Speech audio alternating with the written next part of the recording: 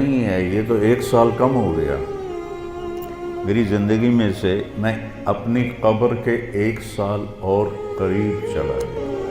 کتنے نوجوان کیا بوڑھے کیا موبائل سے کھیل کھیل اپنی زندگی برباد کر رہے ہیں، گیموں میں زندگی برباد کر رہے ہیں، چیٹنگ میں زندگی برباد کر رہے ہیں۔ وقت ایک قیمتی چیز ہے۔ تو بہت سے لوگ 1 اپریل کو نیا سال مناتے تھے، تو ان کو لوگ ان پر مذاق ان کا اڑاتے تھے، یہاں سے 1 اپریل فول بنا۔ جو کچھ یہ بے وقوف حرام راستوں سے بنا رہے ہیں، لوگوں کے مال لوٹ کے بنا رہے ہیں، یہ برباد ہو جائیں گے مرتے وقت، ان کا مرنا مشکل ہو جائے گا۔ انگریزی سیکھنا کوئی منع نہیں ہے، ایک زبان ہے، سیکھو، لیکن اس کو بڑائی اور عزت کا معیار بنا لینا کیا ظلم و ستم ہے یار۔ اپنے علم میں خود مختار بنو گے، اپنی طاقت حاصل کرو گے، اللہ سے تعلق بڑھاؤ گے، پھر نعرے لگاؤ، ایسے زندہ باد مردہ باد کیا فضولیات۔ السلام علیکم ورحمۃ اللہ وبرکاتہ۔ الحمد للہ رب العالمین، والصلاة والسلام علی سیدنا و مولانا محمد وعلی آلہ واصحابہ اجمعین، اما بعد۔ اعوذ باللہ من الشیطان الرجیم، بسم اللہ الرحمن الرحیم۔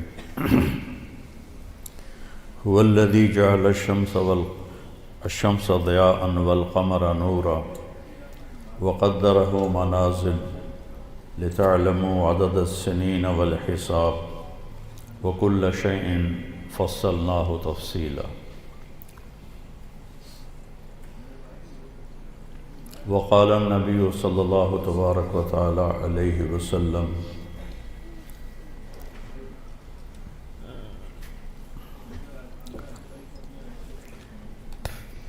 شیئان مغبون فیہما کثیر من الناس، الصحة والفراغ۔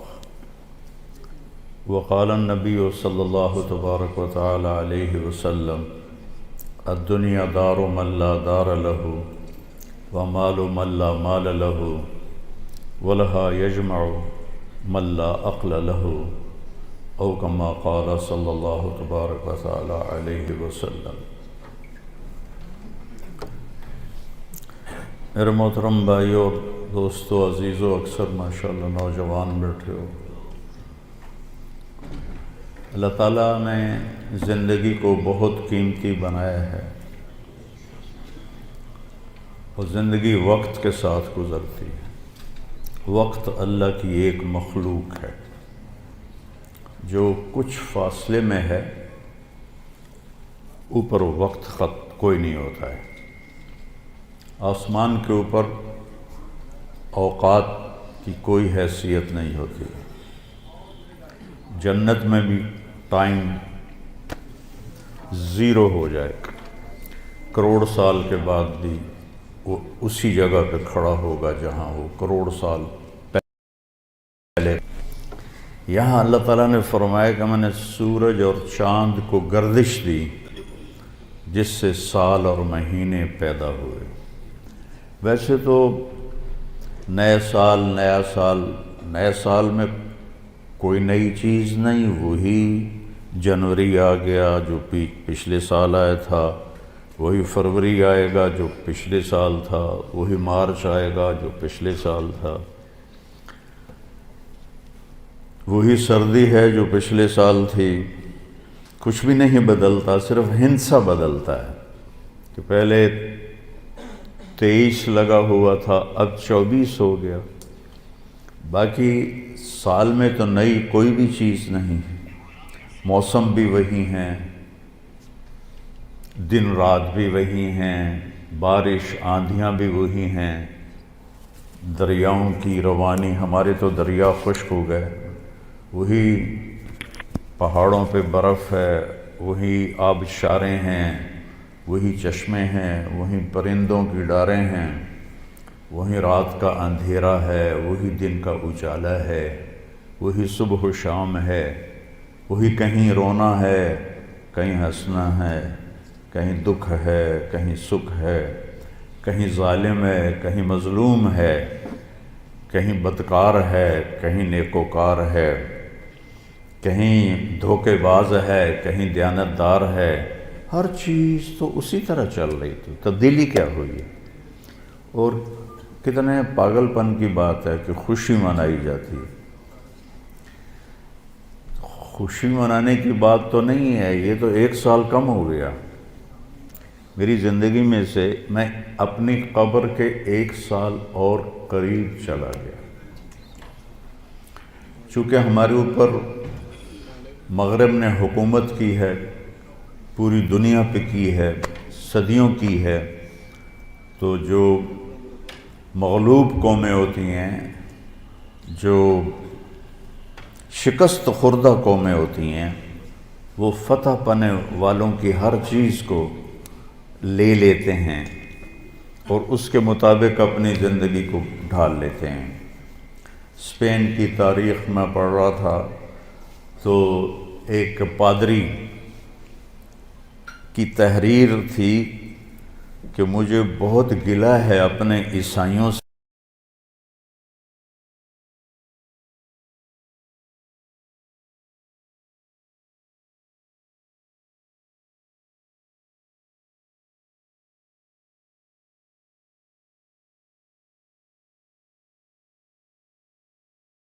ہے کہیں خوشی منانے کی بات تو نہیں ہے، یہ تو 1 سال کم ہو گیا میری زندگی میں سے، میں اپنی قبر کے 1 سال اور قریب چلا گیا۔ چونکہ ہمارے اوپر مغرب نے حکومت کی ہے، پوری دنیا پہ کی ہے، صدیوں کی ہے، تو جو مغلوب قومیں ہوتی ہیں، جو شکست خوردہ قومیں ہوتی ہیں، وہ فتح پانے والوں کی ہر چیز کو لے لیتے ہیں اور اس کے مطابق اپنی زندگی کو ڈھال لیتے ہیں۔ اسپین کی تاریخ میں پڑھ رہا تھا تو ایک پادری کی تحریر تھی کہ مجھے بہت گلہ ہے اپنے عیسائیوں سے کہ انہوں نے عربی لباس پہننا شروع کر دیا ہے، انہوں نے اپنی زبان چھوڑ کے عربی میں بولنا شروع کر دیا۔ اب جیسے ہماری نسل انگریزی میں بولتے ہیں، اردو میں بھی انگریزی شامل کرتے ہیں، پنجابی میں بھی انگریزی، بلکہ انگریزی بولنا ایک معیار بن گیا ہے۔ اس قدر حماقت ہے کہ معیار تو انسانیت ہے۔ اچھا انسان بڑا آدمی ہوتا ہے، انگریزی بولنے والا بڑا، انگریزی بولنے والوں نے تو ملک لوٹ لیا۔ بڑا انسان اپنی صفات سے بنتا ہے، بڑا مالدار اور چیز ہے اور بڑا انسان اور چیز ہے۔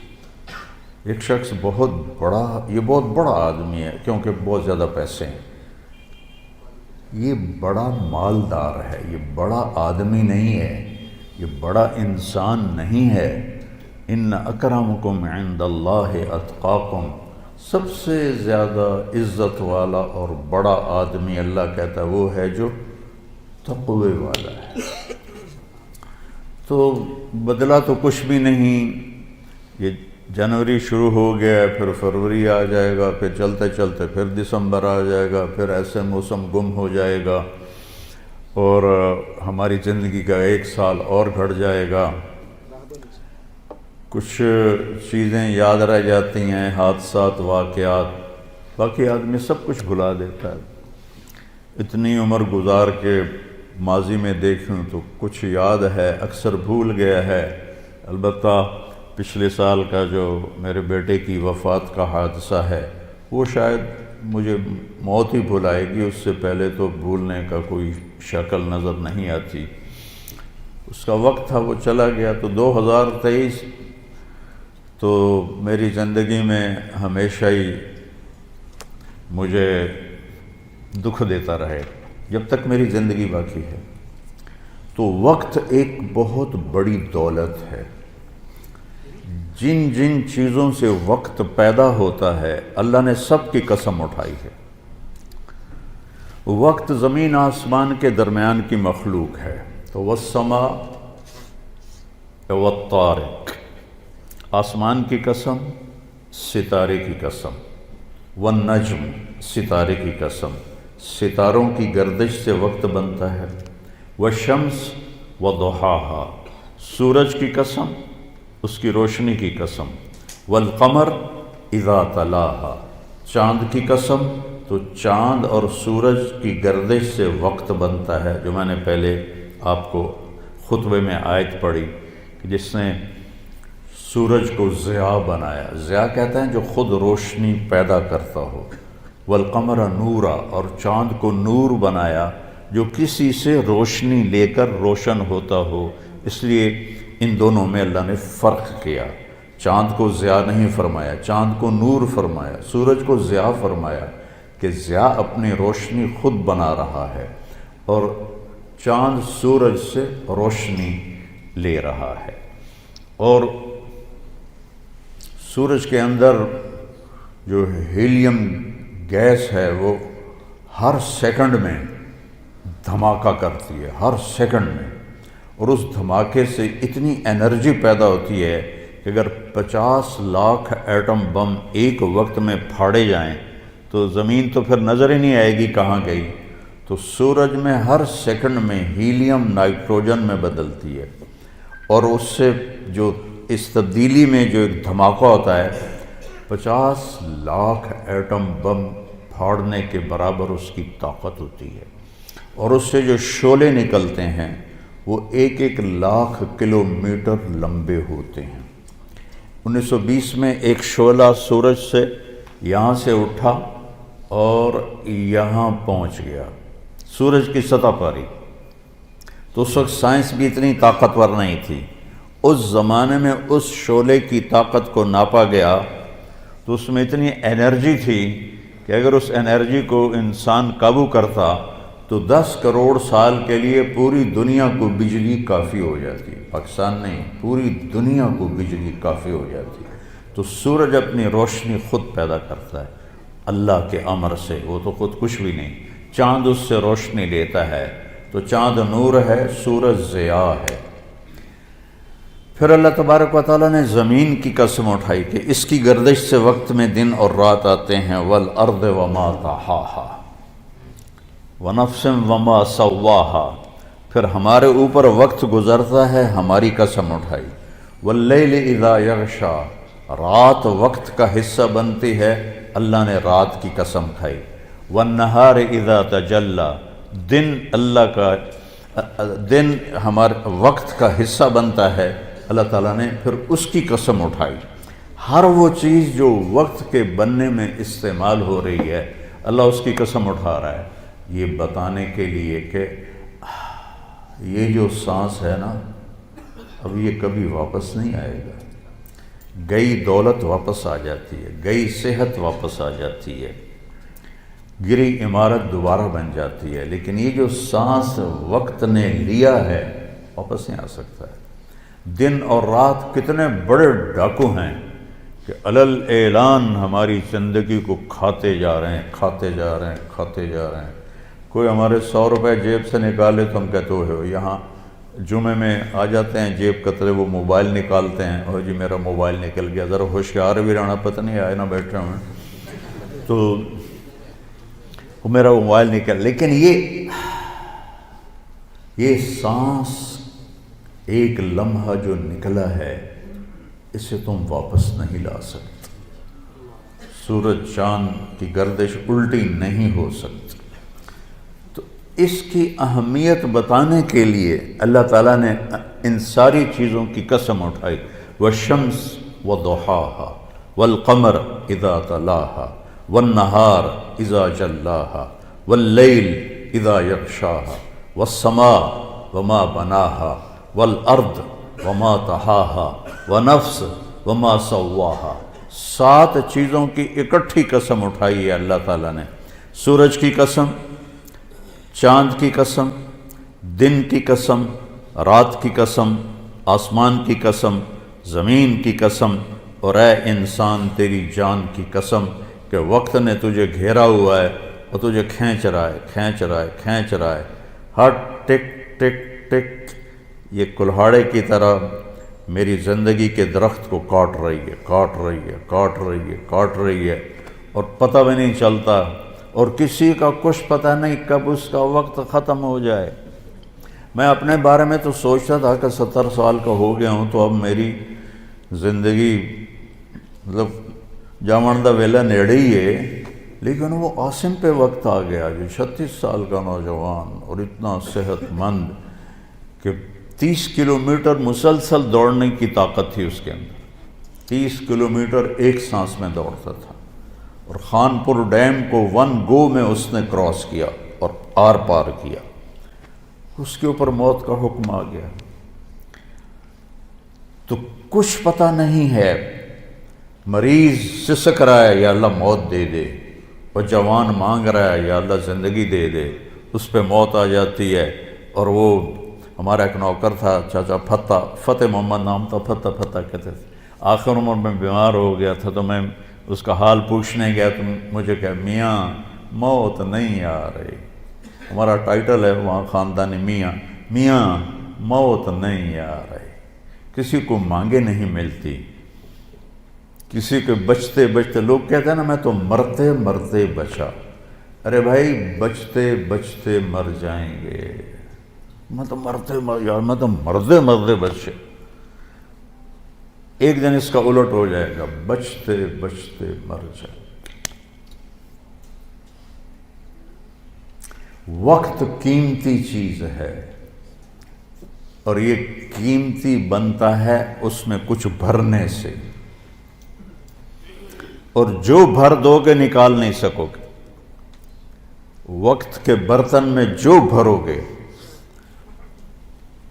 وہ بوتلوں میں یہ سیرپ مشینوں ایسے ڈال رہی ہوتی ہے نا، ایسے بوتل آتی ہے، اس میں اوپر سے وہ مشین اس کے اندر سیرپ ڈالتی ہے، وہ آگے چلی جاتی، کبھی کوئی بوتل مس ہو جاتی ہے تو خالی آگے نکل جاتی، اس کے اوپر کھڑا ہوا جو ہے کام کرنے والا وہ اس کو اٹھا کے دوبارہ پیچھے رکھ دے تو پھر بھر جاتی ہے۔ لیکن یہاں یہ نہیں ہو سکتا کہ میری یہ گھڑی خالی چلی گئی، کچھ بھی نہ کیا، یا موبائل سے ہی کھیلتا رہا۔ کتنے نوجوان کیا بوڑھے کیا موبائل سے کھیل اپنی زندگی برباد کر رہے ہیں، گیموں میں زندگی برباد کر رہے ہیں، چیٹنگ میں زندگی برباد کر رہے ہیں۔ وقت ایک قیمتی چیز ہے۔ یہ سال مہینے تو ہم نے بنائے ہیں، اللہ نے کہا تھا تعلموا عدد السنین والحساب، مہینے سال تم خود بنا لینا، میں تمہیں وقت کھلا دے رہا ہوں جب تک تمہاری زندگی ہے۔ دنیا میں کئی کیلنڈر چل رہے ہیں، یہ چاند کا کیلنڈر بھی اسلامی ہے کیونکہ چاند اللہ نے بنایا، اور سورج کا کیلنڈر بھی اسلامی ہے کہ اللہ نے سورج بنایا۔ یا تو سورج کو انگریز بناتے تو پھر ہم کہتے یہ کافروں کا کیلنڈر ہے اور یہ ہمارا کیلنڈر ہے۔ اللہ تعالیٰ نے کیا ہے، الشمس تجری لمستقر لہا، سورج اللہ سے پوچھ کے چل رہا ہے، والقمر قدرناہ منازل، چاند اللہ سے پوچھ کے چل رہا ہے۔ لیکن چونکہ مغرب کی قوموں نے حکومت کی تقریباً پوری دنیا پر، تو ان کا کیلنڈر عام ہو گیا، پوری دنیا میں چل گیا، ورنہ چائنا کا کیلنڈر الگ تھا، افریقہ میں تو کوئی تھا نہیں، اب بھی کانگو کے جنگلات میں کوئی کیلنڈر نہیں، وہ جنگل میں پیدا ہوتے ہیں، جنگل میں مر جاتے ہیں، ننگے رہتے ہیں، اور وہیں پیدا ہو کر وہیں مر جاتے ہیں، سانپ کاٹے سے لے کر کانٹا چبھنے کا دوا جنگل سے کرتے ہیں، اور نہ کوئی ان تک پہنچا ہے۔ تبلیغی جماعت والے پہنچے تھے کئی سال پہلے، تو اس میں ایک ان کا سردار مسلمان ہوا، اور اب آخری خبر تک 5000 اس میں مسلمان ہو چکے ہیں۔ شیخ حسن تھے کیمرون کے، وہ جماعت لے کر گئے تھے جنگل میں، تو ایسے انسانوں کو کاٹ کے کھا جاتے ہیں۔ تو سب سے جو قدیم کیلنڈر ہے وہ ایران کا ہے، جس میں ان کا جو مہینہ ہے ان کا جو سال شروع ہوتا ہے وہ 21 مارچ سے شروع ہوتا ہے، اس کو نوروز کہتے ہیں، اور وہ نوروز عید بھی مناتے ہیں ایران میں۔ یہ سب سے قدیم کیلنڈر ہے، کتنی اس کی عمر ہے معلوم نہیں، بہت پہلے سے ہے۔ اس کے بعد سب سے پرانا کیلنڈر ہے روم کا، جو 700 قبل مسیح تک وہ، اس سے پہلے کیا تھا، 700 قبل مسیح تک 10 مہینے ہوتے تھے، اور پھر جولیس سیزر جب آیا 57 قبل مسیح،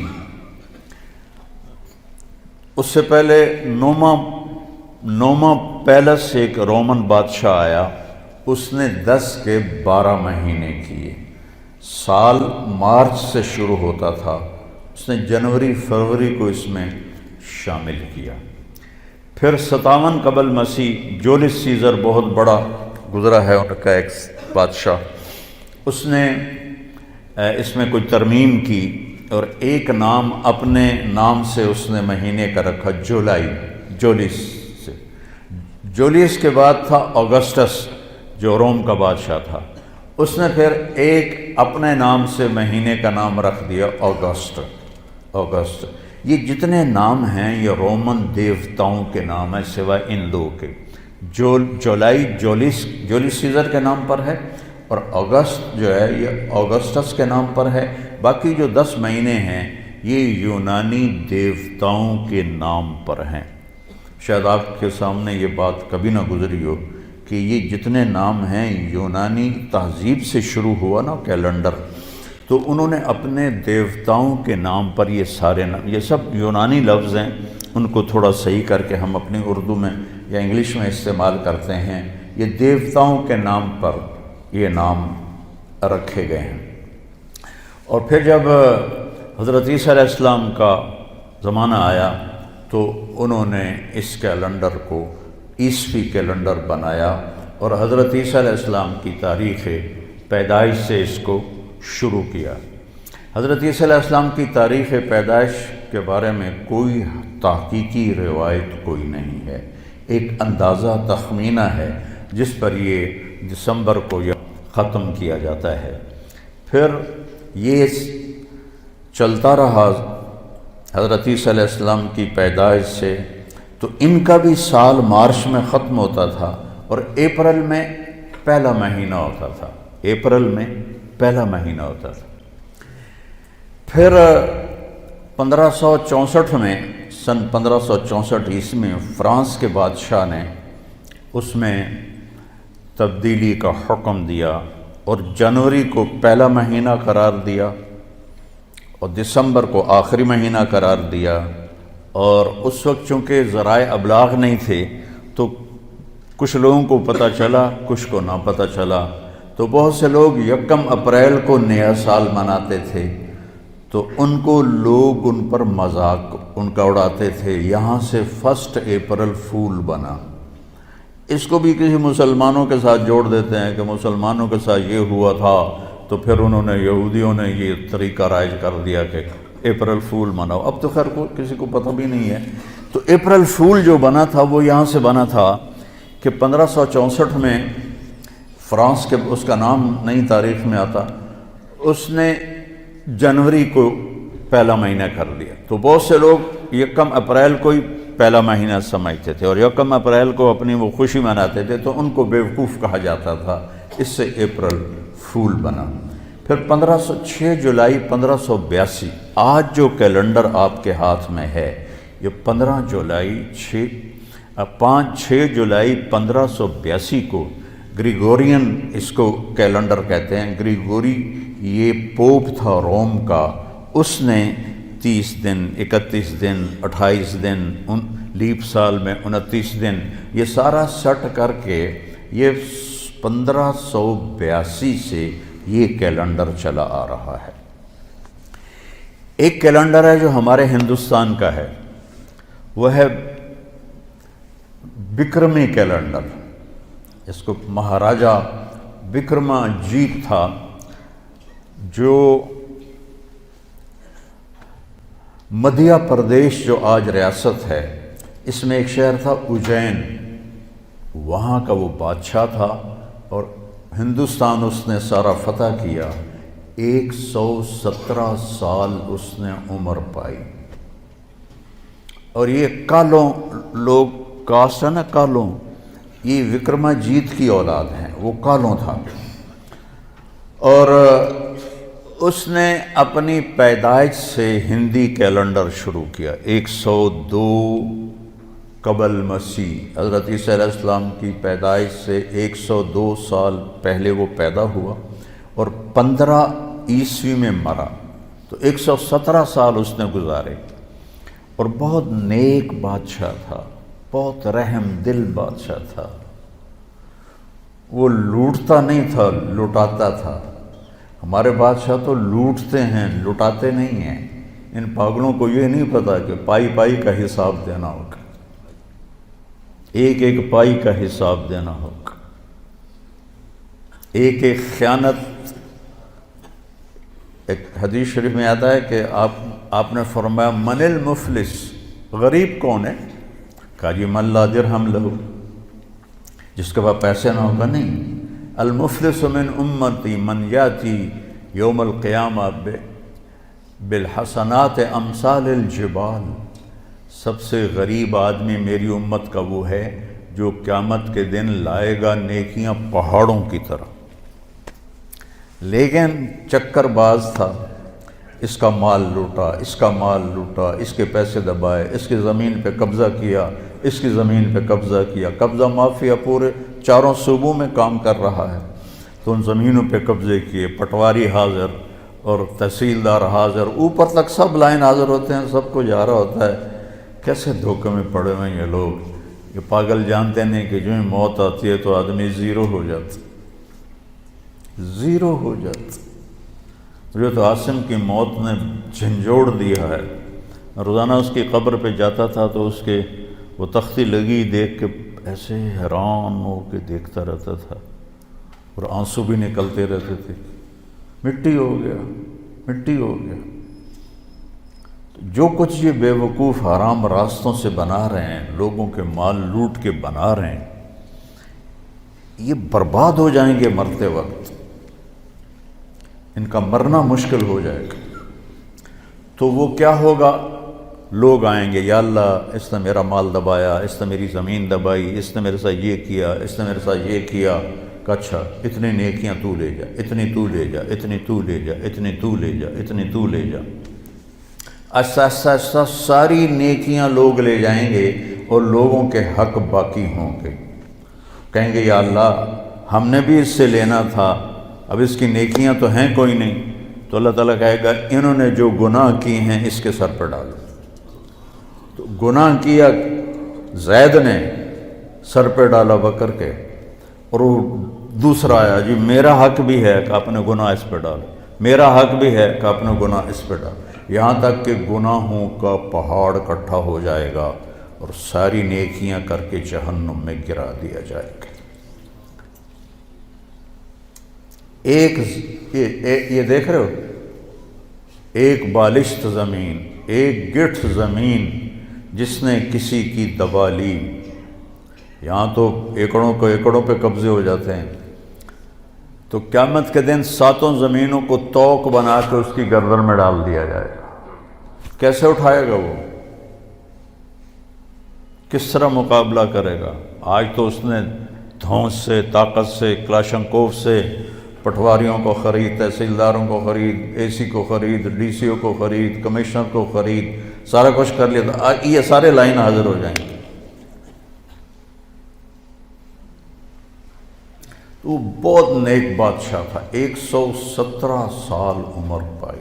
اس وقت تو مذہب ہی کوئی نہیں تھا، تو اگر وہ بت پرست نہیں ہوگا تو جن کو اسلام کی دعوت نہیں پہنچی ان کی بھی اللہ بخشش فرما دے گا۔ تو اس کی نیکی کے اس نے پورے ہندوستان پہ حکومت کی، تو اس نے یہ کیلنڈر بنایا جو ویساکھ سے شروع ہوتا ہے، ویساکھ۔ اب تو ہمیں بھی بھول گئے، ہمارے بڑوں کو نام یاد تھے، لیکن چونکہ تاریخ میرا مطالعہ رہتا ہے تو اس لیے مجھے یہ یاد ہے کہ ویساکھ سے شروع ہوتا ہے۔ تو وساکھ اور جیٹھ، ہاڑ، ساون، بدرو، اس قسم کے اس کے نام ہیں۔ تو ایک کیلنڈر ہمارے ہندوستان کا ہے، یہ اس عیسوی کیلنڈر سے بھی پرانا ہے، اور پھر ایک کیلنڈر ہمارا ہے قمری، یہ سب سے بہترین کیلنڈر ہے۔ سارے کیلنڈر سورج سے جوڑ کے بنائے گئے ہیں، تو ہمارا کیلنڈر اللہ نے ہمیں دیا چاند سے۔ 17 ہجری میں حضرت عمر رضی اللہ تعالیٰ عنہ کی حکومت تھی۔ ابو موسیٰ اشعری رضی اللہ تعالیٰ عنہ یہ گورنر تھے بصرہ کے، تو انہوں نے خط لکھا کہ امیر المومنین آپ کے خط آتے ہیں، نہ پتہ ہوتا ہے یہ کب نافذ ہونا ہے اور نہ پتہ ہوتا ہے یہ کب ختم ہونا ہے، تو ارخ لنا، تو ہمارے لیے کوئی کیلنڈر بنائیے۔ تو حکومت بہت پھیل چکی تھی، 22 لاکھ مربع میل میں حکومت پھیل چکی تھی، تو حضرت عمر کو یہ بات بڑی پسند آئی، تو انہوں نے سب کو جمع کیا، فرمایا بھائی ابو موسیٰ کا خط آیا ہے تو ہمیں اپنا کوئی کیلنڈر بنانا چاہیے۔ سب نے کہا بالکل صحیح ہے، تو فرمایا کہاں سے شروع کریں؟ تو ایک رائے آئی میلاد النبی سے شروع کریں، ولادت نبی سے شروع کریں۔ ایک رائے آئی غزوہ بدر سے شروع کریں، ایک رائے آئی فتح مکہ سے شروع کریں۔ آپ نے حضرت علی سے پوچھا تمہاری کیا رائے ہے؟ کہا ہجرت سے شروع کریں، کہ ہجرت سے اسلام زندہ ہوا، آپ کی ہجرت ہوئی تو اسلام کے دروازے کھلے۔ تو عمر رضی اللہ تعالیٰ عنہ کو یہ رائے سب سے زیادہ پسند آئی، اور یہ طے پایا کہ بھئی ہم ہجرت نبی سے اپنے سال کو شروع کریں گے، کہ آپ نے جب مکہ سے مدینہ کی طرف ہجرت فرمائی تو اس وقت 27 صفر جمعرات کا دن تھا۔ آپ ابو بکر رضی اللہ عنہ کے پاس گئے کہ ابو بکر جانے کا حکم آ گیا ہے، تو انہوں نے کہا یا رسول اللہ میں بھی ساتھ ہوں؟ کہا ہاں۔ تو وہ رونے لگے خوشی سے، کہ میرے پاس ایک اونٹنی ہے جو ایک بڑی مشہور آپ کی اونٹنی ہے کسوا، یہ ابو بکر نے آپ کو دی تھی، کہا وہ میں آپ کو گفٹ کرتا ہوں اس دن کے لیے۔ کہا نہیں میں پیسے لوں، ہجرت ہے میں پیسے دوں گا، مدینے جا کے پیسے دوں گا۔ تو جمعرات کو یعنی شب جمعہ آپ تہجد کے وقت میں ابو بکر آپ کے پاس تشریف لائے، آپ دونوں حضرات، ابو بکر کہنے لگے یا رسول اللہ میں نے ایک غار تلاش کیا ہوا ہے، ادھر ہے مدینہ اور ادھر ہے غار ثور، بالکل مخالف سمت میں، تو پہلے ہم وہاں جا کے چھپتے ہیں، جب ہماری تلاش ماٹھی پڑ جائے گی تو پھر ہم نکل پڑیں گے۔ اور ایک ان کا دوست تھا عبداللہ بن اریقط، ابو بکر صدیق رضی اللہ تعالیٰ عنہ کا کافر تھا، اس کو رہبر بنایا۔ اس سے پتہ چلتا ہے کہ کافر سے کام لیا جا سکتا ہے۔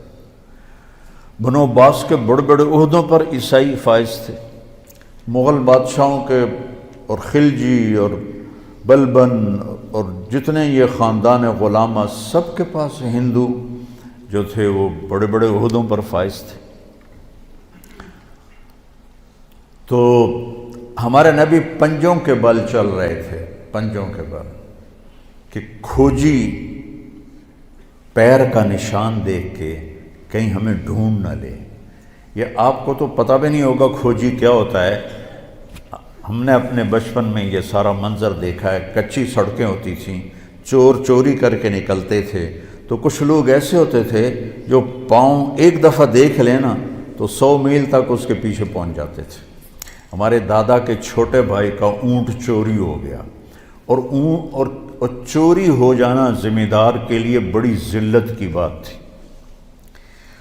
یہ نہیں کہ وہ بھوک کی وجہ سے پیچھے بھاگتے تھے، وہ بےزتی کی وجہ سے اس کو تلاش کرتے تھے کہ ساڑی چوری ہو گئی، ساڑی چوری ہو گئی۔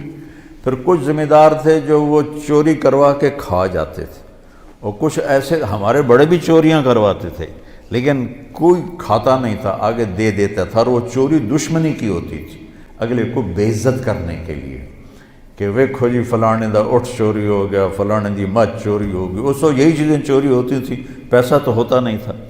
تمہارے دادا کے چھوٹے بھائی کا اونٹ چوری ہو گیا، تو میرے دادا کھوجی کو لے کر نکلے، ہمارا گاؤں تلمبے کے پاس ہے، وہاں سے لے کر پیدل چلتے چلتے چلتے ڈیرہ غازی خان پہنچے، جو وہاں سے کوئی 200 کلومیٹر ہے، وہاں سے آگے چوٹی پہنچے، جو وہاں سے آگے پھر 20-25 کلومیٹر ہے، وہاں پہنچے تو ایک سردار کے ڈیرے پر اونٹ کھڑا ہوا تھا، تو میرے دادا پہنچ گئے، السلام علیکم۔ وعلیکم السلام۔ اٹھ جی ساڈا ہے، اسی لین آئے ہیں۔ وہ کہنے لگا پتر میں چوری کدی کسی دی واپس نہیں موڑی، اے ہن میرا ہے، جاؤ تسی۔ اب میرا دادا کہ ابھی منزل پہ پہنچ کے پانی نہ پاؤں تو اب وہ بیچارے پریشان، لڑ تو سکتے نہیں تھے، 4 آدمی، ایک کھوجی، 4 سے مراد کئی لوگ، اور یہ وہاں تو لڑ نہیں سکتے تھے، وہاں تو سارے رائفلوں والے تھے۔ تو وہ تھوڑی دیر کے بعد وہ سردار کہتا کتھوں آئے ہو؟ میرے دادا نے کہا تلمبے آئے ہیں۔ تو کہنے لگا میاں گانے نو جان دے ہو؟ تو میرے دادا نے کہا میاں گانا میرا پیو ہے، میرا باپ۔ اچھا تیرا پیو ہے؟ وہ کھڑا ہو گیا اور میرے دادا کو گلے لگایا اور کہنے لگا تیرے پیو دا میرے تے ایک احسان ہے، بہ جا تینوں سنائینا۔ تو وہ کہنے لگا میں تلمبے میں پولیس نے مجھے پکڑ لیا، تو تھانے میں ڈھک دیا تلمبے پولیس نے، تو میں نے سپاہیوں سے پوچھا اس تھانے میں کس کی بات مانی جاتی ہے؟ تو سپاہیوں نے کہا میاں گانے دی۔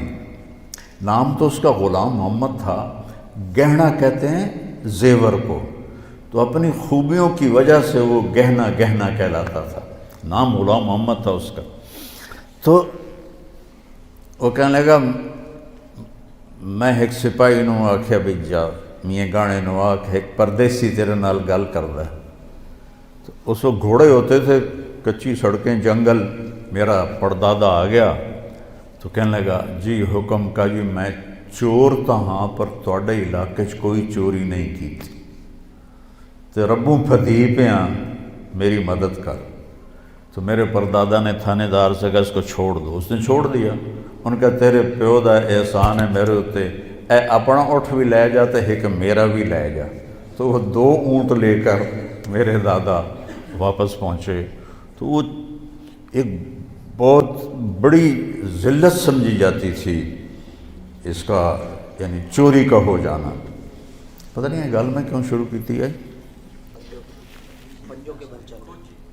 ہاں ہمارے نبی پنجوں پہ چل رہے تھے کہ کھوجی نہ پہنچ جائے۔ تو کھوجی کے لفظ کی وضاحت کے لیے میں نے آپ کو یہ قصہ سنایا، میں نے خود کھوجی دیکھے ہیں، وہ ایسے جھک کے تھوڑی دیر تک پاؤں کو دیکھتے رہتے تھے اور پھر ان کا نقش بیٹھ جاتا تھا، وہ اس کو لے کے چلتے رہتے تھے۔ پکی سڑکیں ہوتی نہیں تھیں، کچی سڑکیں ہوتی تھیں، تو 200 میل تک بھی پہنچ جاتے تھے۔ اور ابو بکر کبھی آگے چلتے کبھی پیچھے چلتے، کبھی آگے چلتے کبھی پیچھے چلتے۔ تو آپ نے فرمایا ابو بکر کیا کر رہے ہو؟ کبھی آگے ہو جاتے ہو کبھی پیچھے ہو جاتے ہو؟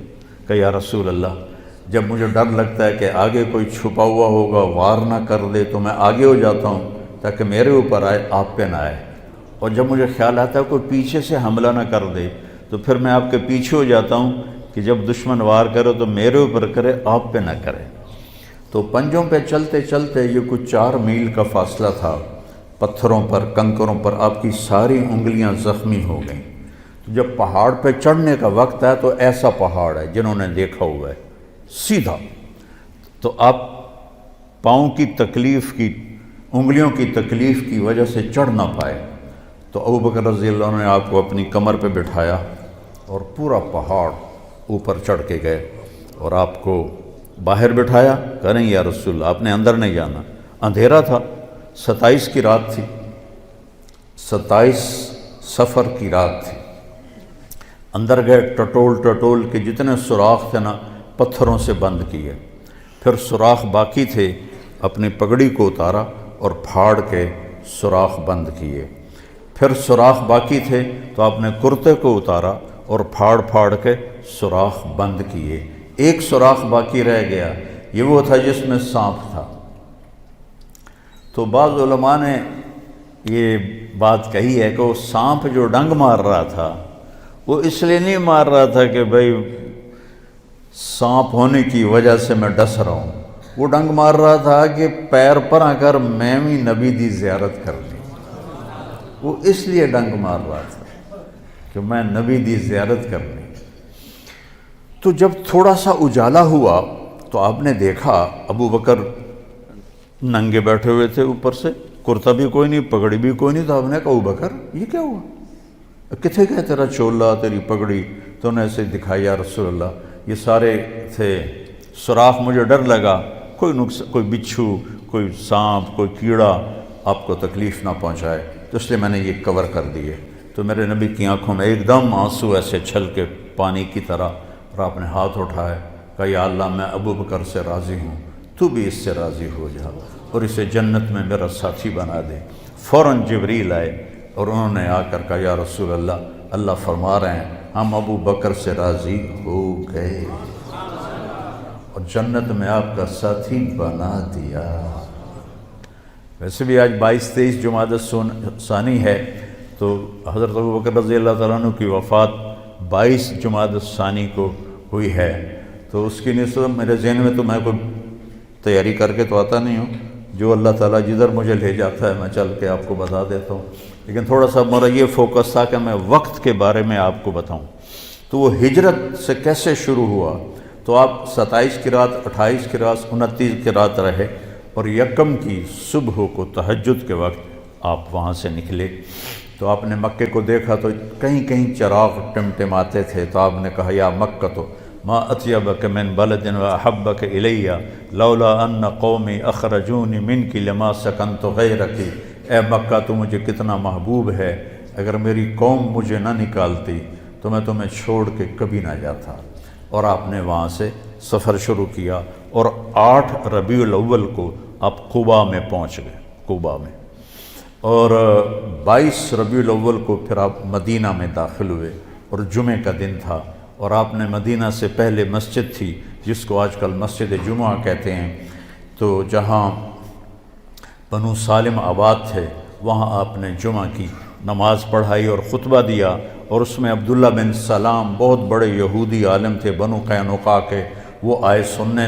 تو آپ نے اس میں ایک جملہ فرمایا جو انہوں نے سن کر کہا کہ یہ نبی کے سوا ایسا خوبصورت کلام کوئی نہیں بول سکتا کہ افشوا السلام وَأَطْعِمُوا الطَّعَامَ وَصِلُوا الْأَرْحَامَ وَصَلُّوا بِاللَّيْلِ وَالنَّاسُ نِيَامٌ تَدْخُلُوا الْجَنَّةَ بِالسَّلَامِ۔ الفاظ کی موسیقی دیکھیے آپ، سلام پھیلاؤ، کھانے کھلاؤ، رشتہ داروں سے اچھا سلوک کرو، اور رات کو اس وقت اٹھ کے نماز پڑھو جب لوگ سو رہے ہوں، تو آرام سے جنت میں داخل ہو جاؤ۔ تو کہنے لگے یہ سچا نبی ہی ایسا بول سکتا ہے اور کوئی نہیں بول سکتا۔ تو یہ تھوڑا سا ہجرت کا خاکہ میں نے آپ کو بتایا۔ تو پھر وہاں سے آگے اسلام کا عروج شروع ہوا، تو ہجرت پر طے ہو گیا کہ ہم ہجرت سے اپنا کیلنڈر شروع کریں گے۔ اب آیا کہ پہلا مہینہ کون سا ہو، تو اس میں بھی کئی رائے آئیں۔ کئیوں نے کہا کہ نبی کی ولادت والا مہینہ پہلا مہینہ ہو، تو کئیوں نے کہا کہ وہی مسلمانوں کے غزوہ بدر کا پہلا مہینہ ہو، اس طرح مختلف رائے آئیں، مجھے اب پوری یاد نہیں ہے۔ تو پھر حضرت علی کی رائے آئی کہ محرم سے شروع کرو، کیونکہ محرم سے ہجرت کی ابتدا ہوئی تھی۔ ذوالحجہ میں 72 آدمی مدینہ سے آئے، اور آپ کے ہاتھ پر بیعت کی۔ حضرت عباس رضی اللہ عنہ کو آپ ساتھ لے کر گئے، وہ مسلمان نہیں تھے، اور اب انہوں نے پہاڑ ہٹا دیے ہیں۔ وہاں مینا میں ایک مسجد پرانی سی نظر آتی ہے، جو پیدل جائیں گے نا تو میں نے تو وہاں نماز بھی پڑھی ہے، اذان بھی دی ہے، جماعت بھی میں نے ہی کرائی ہے، کوئی بھی وہاں نہیں تھا تو شرطے آ گئے تو ان کو میں نے جماعت کروائی تھی۔ میں پیدل چلا گیا تھا عزیزیہ سے، وہاں بیٹھ کر تھوڑا سا وہ میں نقشہ اپنے دماغ میں سوچ رہا تھا کہ یہاں مدینے کے ساتھی اکٹھے ہوئے 72، 2 عورتیں ام منی ام عمارہ اور 70 مرد، اور ادھر میرے نبی اور آپ کے چچا عباس، گپ اندھیرا، رات کا آخری حصہ۔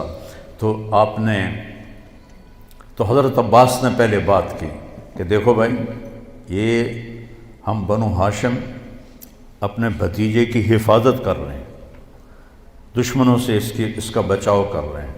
تم اگر یثرب نام تھا، یثرب غم کو کہتے ہیں، اگر تم اسے لے جانا چاہتے ہو تو پھر اس کی حفاظت کرو گے، اگر نہیں کر سکتے اور کل کو چھوڑ دو گے تو آج ہی چھوڑ دو۔ تو ایک صحابی ہیں اسد بن زرارہ، کہنے لگے یا رسول اللہ، اگر آپ کی اجازت ہو تو میں جواب دوں، ایسا جواب دوں گا کہ آپ کے چچا کی کوئی توہین نہیں ہوگی۔ ہم نے کہا دو۔ تو وہ کہنے لگا عباس، چوڑیاں تو ہم نے بھی نہیں پہنی ہوئی، ہم بھی جنگوں میں پروان چڑھے ہیں اور تلواروں کی جھنجھناہٹ ہمارے نغمے رہے ہیں، تو کسی ایسے آدمی کو اپنا سردار بنانا جسے قوم نکال دے کوئی آسان کام ہے عرب کے ماحول میں؟ کسی ایسے دین کو قبول کرنا جسے سب عرب نے رد کر دیا ہو آسان ہے عرب کے ماحول میں؟ جب ہم یہ کر چکے ہیں تو حفاظت بھی کر کے دکھائیں گے۔ تو کہ یا رسول اللہ بیعت کے لیے ہاتھ بڑھائیں۔ تو ایک دم ایک صحابی کھڑے ہوئے، حضرت عباس بن مرداس، وہ عباس بن عبد المطلب چچا، عباس بن مرداس ان میں سے مدینے والوں سے، ٹھہرو ٹھہرو ٹھہرو ٹھہرو ٹھہرو ٹھہرو، مدینے والوں کو ٹھہرو ٹھہرو ٹھہرو ٹھہرو ٹھہرو، کیا ہوا؟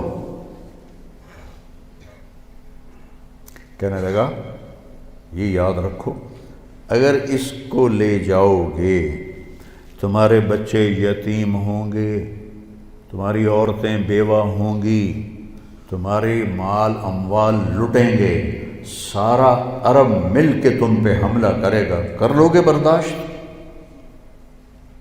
تو لے جاؤ، اور نہیں تو ابھی چھوڑ دو۔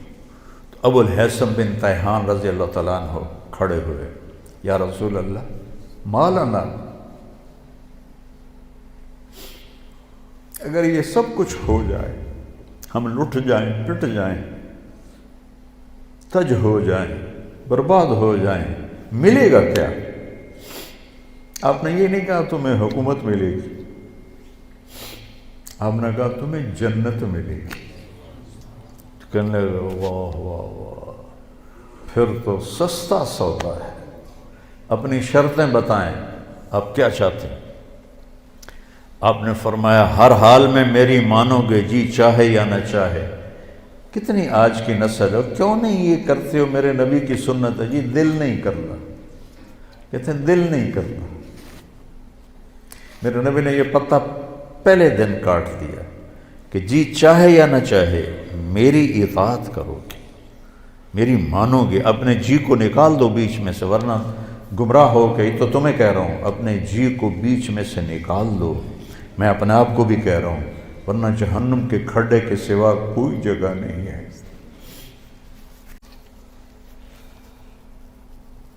اپنے نبی کی زندگی پڑھو تو تمہیں پتہ چلے کہ کیا احسان کر گئے اپنی امت پر، وہ کتنا رو کے گئے اپنی امت کے لیے۔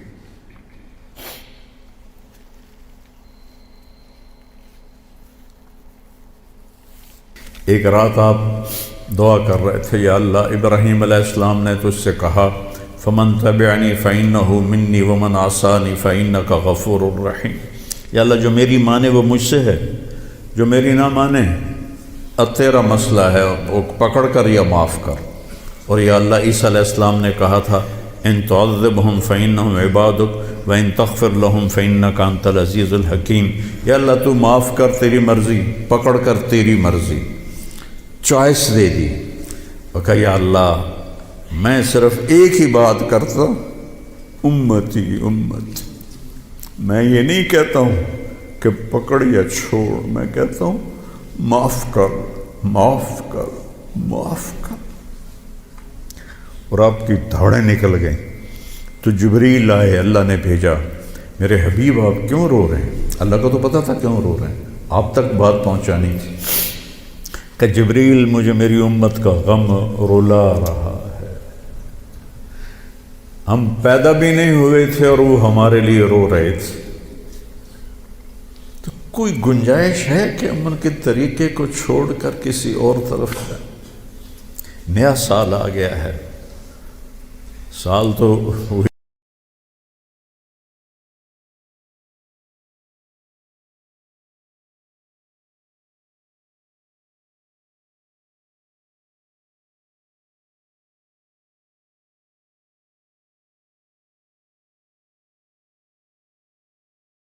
ہے اپنی زندگی میں لگاؤ۔ تو اللہ نے آ کے جبریل نے کہا یا رسول اللہ، اللہ فرما رہے ہیں ہم آپ کو آپ کی امت کے بارے میں خوش کرتے۔ فرمایا تطیعوننی فی المنشط والمکرہ، جی چاہے یا نہ چاہے میری مان کے چلو گے۔ تنفقون علی فی العسر والیسر، تنگی اور فراخی میں میرے اوپر مال خرچ کرو گے، میری حفاظت کرو گے جیسے اپنے بچوں کی کرتے ہو، بھلائی کو پھیلاؤ گے، برائی کو مٹاؤ گے، اللہ کے راستے میں جہاد کرو گے، لوگوں کی لان تان سن کر اللہ کی اطاعت سے نہیں ہٹو گے، لوگوں کی لان تان، لوگ تانے دیں گے، کیا کیا کہیں گے۔ میں جب آج سے 52 سال پہلے جب میں اللہ نے مجھے میڈیکل سے موڑا اور میں نے مدرسے میں جانے کا کہا تو پورا خاندان 6 مہینے صرف میں ٹارگٹ ہوتا تھا، گالیاں تانے، رائمنڈ والوں کو گالیاں، مولویوں کو گالیاں، مجھے گالیاں، میں تو ان کی اولاد تھا پھر مجھے بھی گالیاں، کہ پرواہ نہیں کرو گے، ڈٹ کے چلو گے، جم کے چلو گے۔ تو نے کہا جی اور کچھ؟ کہ بس اور کچھ نہیں، کہ ہاتھ بڑھائیں۔ تو آپ نے ہاتھ بڑھایا تو 2 صحابہ نے پہل کے لیے دوڑ لگائی، ایک برا بن معرور، ایک ابو الحسن بن تیہان۔ تو بعض محدثین فرماتے ہیں کہ برا بن معرور کا ہاتھ پہلے پڑا، اور بعض فرماتے ہیں ابو الحسن بن تیہان کا ہاتھ پہلے پڑا، اور میری رائے میں بھی یہی ہے کہ ابو الحسن بن تیہان وہ پہلے ان کا ہاتھ لگا، چونکہ انہوں نے پھر اس کے بعد ایک دم کہا یا رسول اللہ ایک بات ابھی بتا دیں، کل اللہ آپ کو فتح دے، عرب آپ کے تابع ہو تو آپ ہمارا شہر چھوڑ کے مکہ تو واپس نہیں جائیں گے؟ یہ ابو الحسن نے کہا، تو آپ مسکرائے، کہا میرا جینا بھی تمہارے ساتھ ہے اور میرا مرنا بھی تمہارے ساتھ ہے۔ جب مکہ فتح ہوا تو آپ صفا پہاڑی پہ کھڑے ہو کر نا آپ نے لمبی دعا کی، تو انصار مدینہ آپس میں نا سرگوشیاں کرنے لگے، اخذتہ الرأفۃ ببلدہ، لگتا ہے اللہ کے نبی کو اپنے شہر کی محبت نے پکڑ لیا ہے اور شاید اب یہ مدینہ نہیں واپس جائیں گے۔ تو جبریل آئے، یا رسول اللہ انصار بدگمان ہو رہے ہیں، عشق بدگمان کر دیتا ہے، عشق کی زیادتی بدگمان کر دیتی ہے، چاہے وہ نبی کے ساتھ ہی کیوں نہ ہو۔ تو انصار بدگمان ہو گئے، تو آپ ایسے ہاتھ اٹھائے ہوئے تھے تو آپ نے ایک دم ایسے کہا یا معاشر الانصار ما اسمی اذن۔ پڑھا کرو یہ کہانیاں، تم پتہ نہیں کیا دیکھتے رہتے ہو، کیا سنتے رہتے ہو، کیا کرتے رہتے ہو، زندگی جیسی دولت کو ضائع کرتے ہو، زندگی جیسی دولت، ایک ایک پائی پہ لڑتے ہو، اور زندگی جیسا سرمایہ برباد کرتے. اے انصار کی جماعت، جانتے ہو میں کون ہوں؟ انا محمد بن عبداللہ، انا رسول اللہ، میں محمد میں اللہ کا رسول. میں تمہیں بول دے چکا ہوں، میرا مرنا بھی تمہارے ساتھ ہے، میرا جینا بھی تمہارے ساتھ. تو سارے انصار رونے لگے گا، یا رسول اللہ، محبت کی شدت کی وجہ سے بدگمانی پیدا ہوئی ہے، کوئی ایمان کی کمزوری کی وجہ سے نہیں. تو آپ نے فرمایا اللہ اس کا رسول تمہارا عذر قبول کرتے. سبحان اللہ، اللہ اس کا رسول تمہارا عذر قبول کرتے.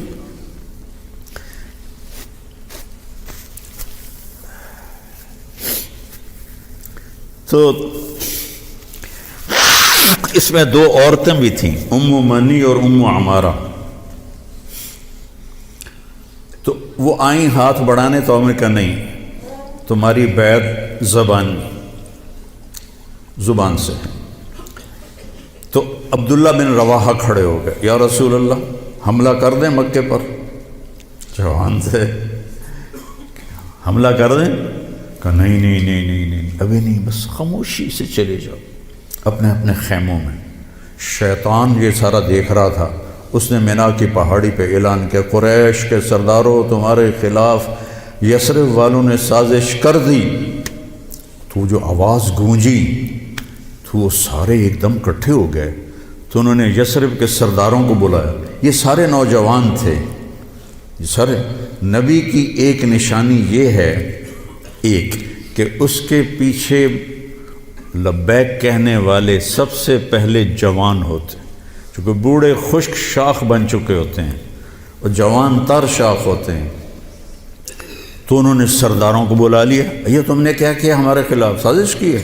کہ اللہ کی قسم ہمیں پتہ ہی کوئی نہیں، ایسے ہی تمہارے کان بج رہے ہوں گے، ایسا کوئی قصہ نہیں. ان کو پتہ ہی نہیں تھا، پیچھے پیچھے نیچے نیچے نوجوانوں نے یہ سارا قصہ بنایا تھا. تو یہ مینا کے دن ہیں 12 13 10 11 12 13. تو اس کے 2 ہفتے کے بعد پھر اللہ تعالیٰ نے ہجرت کی اجازت دی. تو محرم سے ہجرت کی ابتدا ہو گئی. تو آپ نے فرمایا چونکہ ہجرت کی ابتدا تو محرم سے ہے، ہمارے نبی نے ہجرت کی سفر میں جا کر 27 سفر، تو ہم ہجری شروع کریں گے وہاں سے اور سال شروع کریں گے محرم سے، کہ محرم سے ہجرت کی ابتدا ہوئی تھی. اور حاجی حج کر کے واپس جاتے ہیں تو محرم پہلا مہینہ بنتا ہے.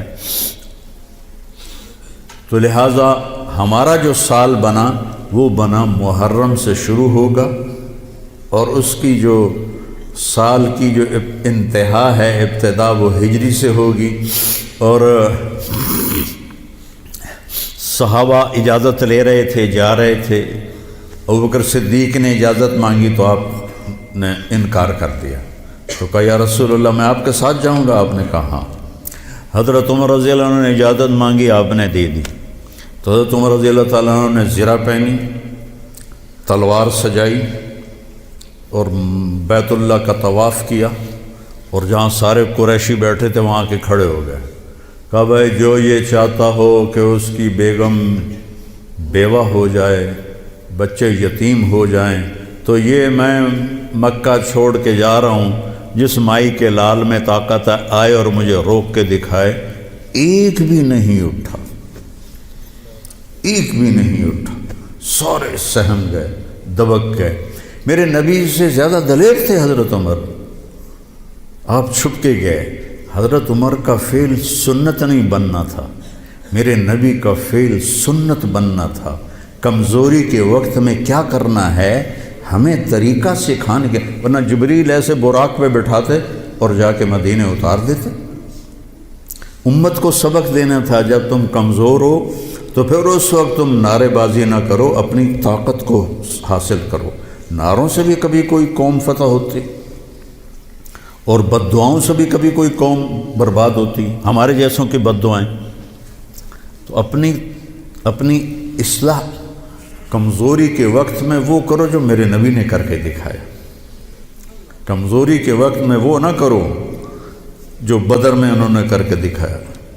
اس وقت سارا باطل ہم پر چھایا ہوا. ہمیں تو ایک جہاز کا پرزہ بھی بنانا نہیں آتا، تو وہ کتنے بے وقوف ہوں گے جو کہیں ہم کو ذرا پرزہ دے ہوئے جو توڑو تے ہی بم سٹنا ہے. کیا خیال ہے دیں گے وہ؟ جب تک ہم اپنے وسائل پہ، جب تک ہم اپنے علم میں، دیکھو چائنا والوں نے جا کے انگلینڈ میں علم نہیں سیکھا، امریکہ میں علم نہیں سیکھا. ہمارا ہر محکمہ، چاہے وہ فوج ہو چاہے وہ سول ہو، امریکہ جا رہے ہیں، انگلینڈ جا رہے ہیں سیکھنے کے لیے. ارے دشمن بھی کبھی سکھائے گا کچھ؟ ہم خود تراشتے ہیں منازل کے سنگ میل، ہم وہ نہیں ہیں جن کو زمانہ بنا گیا. جاپان نے کوئی جا کے انگریزی سیکھی تھی، چائنا نے انگریزی سیکھی تھی. انگریزی سیکھنا کوئی منع نہیں ہے، ایک زبان ہے، سیکھو، لیکن اس کو بڑائی اور عزت کا معیار بنا لینا کیا ظلم و ستم ہے یار. اپنے علم میں خود مختار بنو گے، اپنی طاقت حاصل کرو گے، اللہ سے تعلق بڑھاؤ گے، پھر نعرے لگاؤ. ایسے زندہ باد مرد آباد کیا فضولیات. مسجدوں میں اتنا شور مچ جاتا ہے، زندہ باد مرد آباد.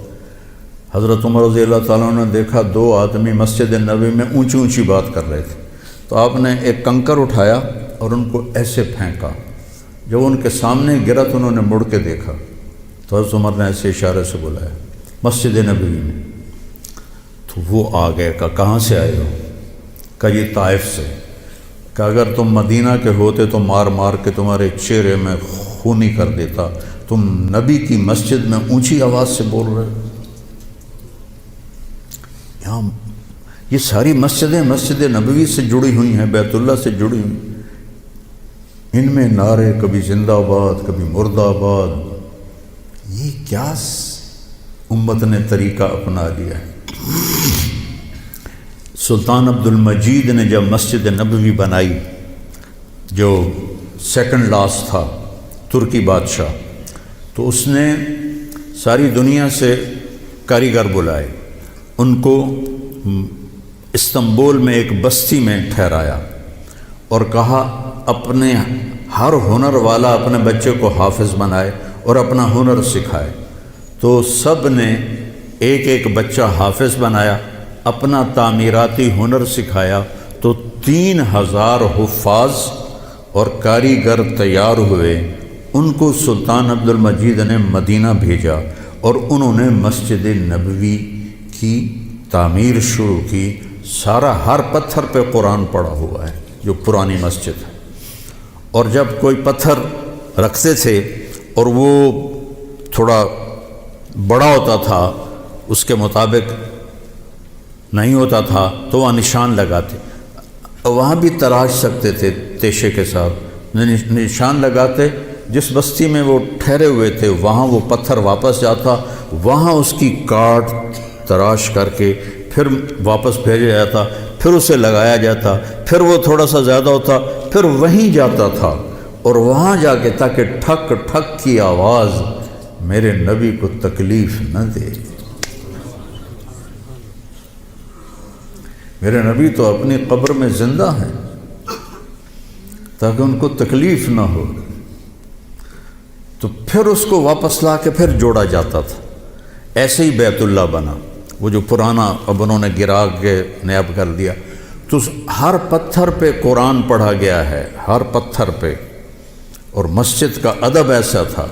پھر اس کے بعد یہ نئی مسجد، ہر سال میں جاتا تھا، میں دیکھتا تھا وہ کاریگر سگریٹ پی رہے ہوتے تھے، دھواں اڑا رہے ہوتے تھے اور ساتھ تعمیر کر رہے ہوتے تھے. نہ وہ عشق میں رہیں گرمیاں، نہ وہ حسن میں رہیں شوخیاں، نہ وہ غزنوی میں تڑپ رہی، نہ وہ خم ہے زلف ایاز میں. وہ زمانہ ہی بدل گیا. وہ مسلمان آئے عشاق گئے وعدہ فردہ لے کر، اب انہیں ڈھونڈ چراغ رخ زیبا لے کر. تو تو ہمیں قمری سال دیا گیا۔ اس کی وجہ مجھے سمجھ آئی 2014 میں جب میں ناروے گیا، اور ناروے میں ہے اینڈ آف دا ورلڈ، شمال میں and of the world Norway میں ہے، میں وہاں گیا۔ اس علاقے میں 2 مہینے سورج نکلتا نہیں اور 2 مہینے ڈوبتا نہیں، تو کیلنڈر جو شمسی ہے وہ فیل ہو جاتا ہے۔ رات ہے لیکن سورج نکلا ہوا پتہ نہیں دن ہے یا رات، دن ہے سورج نکلا ہوا پتہ نہیں دن ہے یا رات ہے۔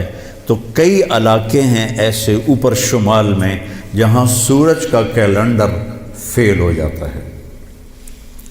تو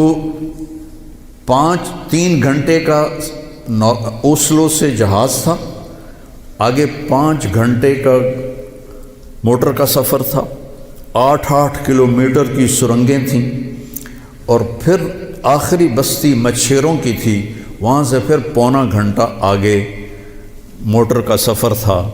تو جب ہم وہاں پہنچے تو وہ جون جولائی سورج ڈوبتا نہیں، 1 اگست کو ڈوبنا شروع کرتا ہے، اور ہم 4 اگست کو پہنچے، اور شروع میں بس 1 تاریخ کو ایسے ڈوبتا ہے ایسے نکل آتا ہے، پھر 2 کو تھوڑا سا وقفہ کرتا ہے، 3 کو تھوڑا سا وقفہ کرتا ہے، 4 اگست کو 20 منٹ کی رات تھی، چونکہ میں 4 اگست کو کیوں مجھے یاد ہے، 4 اگست کو 20 منٹ کی رات تھی، اور ہم وہاں پہنچے تو ابھی ہم نے مغرب بھی پڑھنی تھی، عشاء بھی پڑھنی تھی، اور سورج نکلنے سے پہلے فجر بھی پڑھنی تھی۔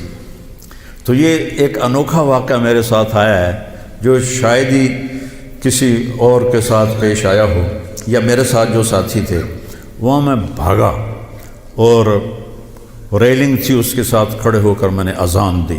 مجھے اللہ کی مخلوق کو 2 دفعہ دیکھ کے ہیبت طاری ہوئی۔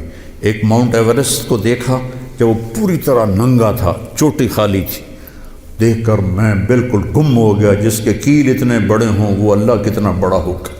اور ایک وہ جب میں اینڈ آف دی ورلڈ پر پہنچا تو اس کا وہ منظر دیکھ کے میں گم ہو گیا۔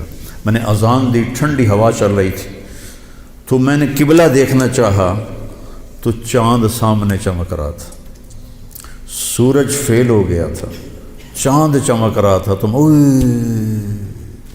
آج سمجھ میں آیا کہ اللہ نے ہمیں چاند کا کیلنڈر کیوں دیا ہے، کہ میرا نبی سارے زمانے کا نبی ہے۔ جہاں سورج نہیں نکلتا اور جہاں سورج کئی مہینے نہیں ڈوبتا، اگر وہاں کوئی مسلمان ہیں تو دن رات کا حساب کیسے لگائیں گے؟ چاند کو دیکھ کر۔ میں نے چاند دیکھا، واہ واہ اب یہ رات کھڑی ہے، تو وہ قبلہ فٹ کیا، مغرب کی نماز پڑھی۔ مغرب عشاء اکٹھے پڑھنا تو مسافر کے لیے جائز ہے باقی ائمہ کے نزدیک۔ تو پہلے مغرب پڑھی، پھر عشاء پڑھی، پھر ساتھ ہی میں نے فجر کی اذان دی۔ ہاں عشاء پڑھی، ایک وطر پڑھنا بھی سنت ہے، تو میں نے کہا بھائی آج ہکو وطر پڑھو کدیں فرض نہ نکل جاوے، تو ایک وطر پڑھا۔ پھر میں نے فجر کی اذان دی، ٹک ٹک ٹک ٹک 2 سنتیں پڑھیں، پھر والعصر انا اعطینا سے میں نے فرض نماز پڑھائی، اور بیٹھے ہی تھے کہ سورج آکھے السلام علیکم۔ تو وہاں جا کے مجھے یہ بات سمجھ میں آئی کہ اللہ نے ہمیں چاند کا کیلنڈر کیوں دیا ہے۔ یہ کہیں بھی ناکام نہیں ہوتا، کہیں فلاپ نہیں ہوتا۔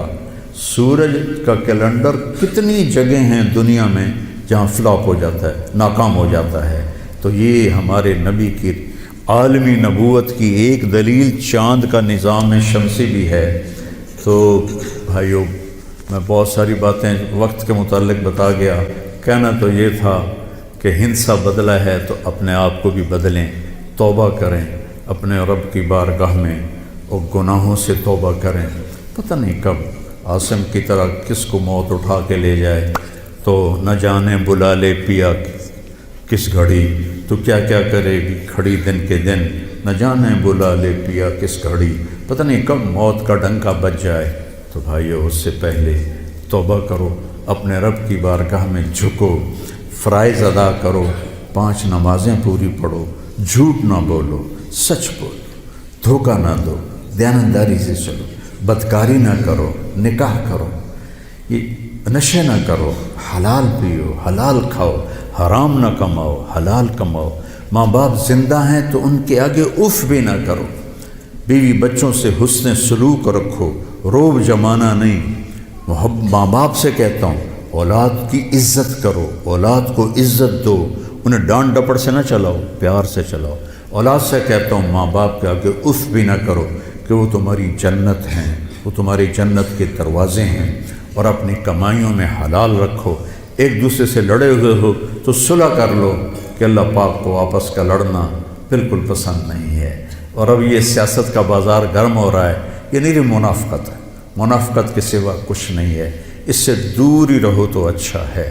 اور اگر کہیں کوئی سیاست کا کسی کو شوق ہے تو پھر اپنے مخالف کی بدخوئی نہ کرے، اس کی برائی نہ کرے، اس کو گالیاں نہ دے، اس کو برا بھلا نہ کہے، ورنہ اپنی آخرت خراب کرو گے۔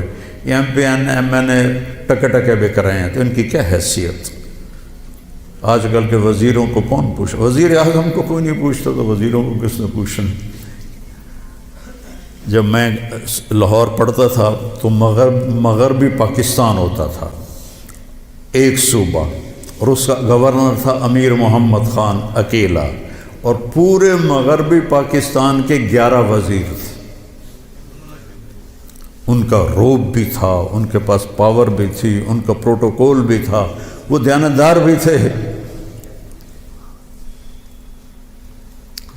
کیا کریں، اپنے اوپر ہی روئیں، آنسو بہائیں۔ تو بھائی توبہ کرتے ہو سارے؟ کہو میرے ساتھ، یا اللہ میری توبہ، پھر کہو یا اللہ میری توبہ، پھر کہو یا اللہ میری توبہ۔ انشاءاللہ ہماری توبہ قبول ہوگی، اور اگر کبھی ٹوٹ جائے پھر توبہ کر لینا، اللہ پھر معاف کر دے گا انشاءاللہ۔